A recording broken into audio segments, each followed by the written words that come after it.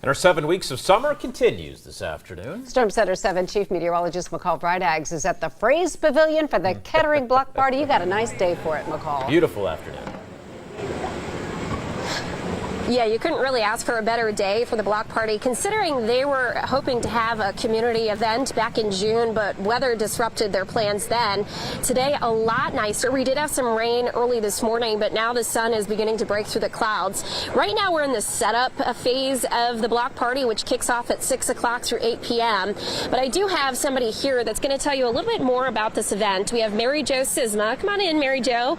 And you work for the city of Kettering. You're the recycling coordinator. Yes. And you've worked for the city of Kettering for how many years? 30 years. So this isn't your first rodeo at the No. block party. Can you tell our viewers what this block party is about if they've never had the chance to attend? It's really a fun event. Lots of families, lots of kids come out. You hear about city services. We'll explain some do's and don'ts of recycling. We also do in our engineering department, stormwater runoff, do's and don'ts. We have some games for you to play. And then, of course, there's always free hot dogs, chips, and a dilly bar. Yeah, we smell the hot dogs, and I've seen the dilly bars, which I'm going to have to get into in a little bit. Bring you one, James. Oh, don't now he's going to be wanting one.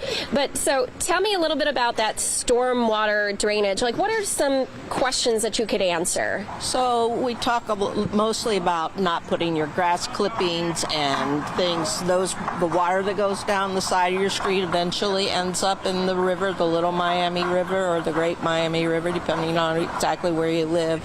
So try not to pollute that and keep the turtles alive and stuff like that. Well, thank you so much, Mary Jo, and I'm excited to see everybody coming in. It starts at 6, right? Right. There'll be a lot of people here. Excellent. Come on down. Awesome. Thank you so much, Mary Jo. Now, as I mentioned, the weather is going to be great as we continue through the rest of this evening. Right now, our temperatures are sitting near that 80-degree range. In the Dayton area, the Kettering area, we're at 81 degrees. We're going to watch those temps falling back into and through the 70s as we progress through the rest of this evening. So it's going to stay comfortably dry.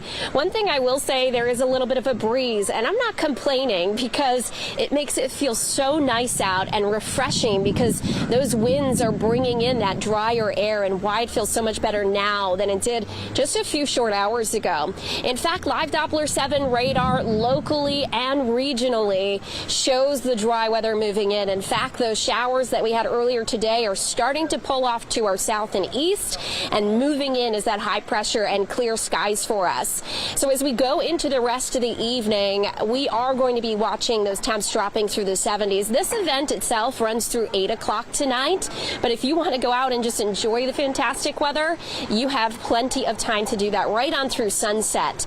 Late tonight, we cool off. In fact, tomorrow morning, we wake up in the 50s, so when the kids go to the bus stop in the morning, a light jacket or maybe even a long sleeve shirt is a good idea.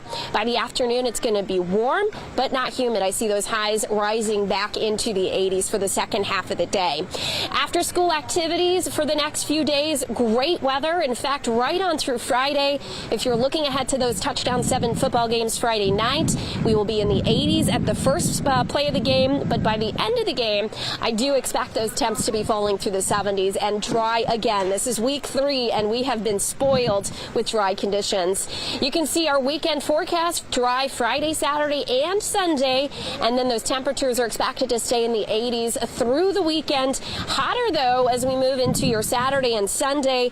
It is Labor Day weekend, so if you haven't buttoned up the pool yet, I know my grandmother used to wait until Labor Day to put the pool cover back on, and then we button it up for the rest of the year. It's a great weekend to take a dip in the pool, and you'll see that 7-day forecast does show great weather right on through the weekend. Monday is the day that I am watching the chance for a few showers or a thunderstorm to return, and we'll keep that chance around into the early part of next week. So again, starting at 6 o'clock tonight, we're less than an hour away now. We're going to see more people coming in here at the Kettering Fraze Pavilion, also over at Lincoln Park for the Kettering Block Party. We're going to continue to give you updates on what's happening here. Plus at 7 o'clock, the Kettering Civic Band will play. Hopefully we'll see them and hear them perhaps warming up in the next hour. For now, though, live in Kettering, I'm Storm Center 7 Chief Meteorologist McCall Vrydaghs.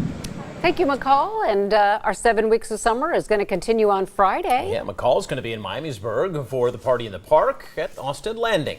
McCall will be live there during our 90 minutes of news that gets going right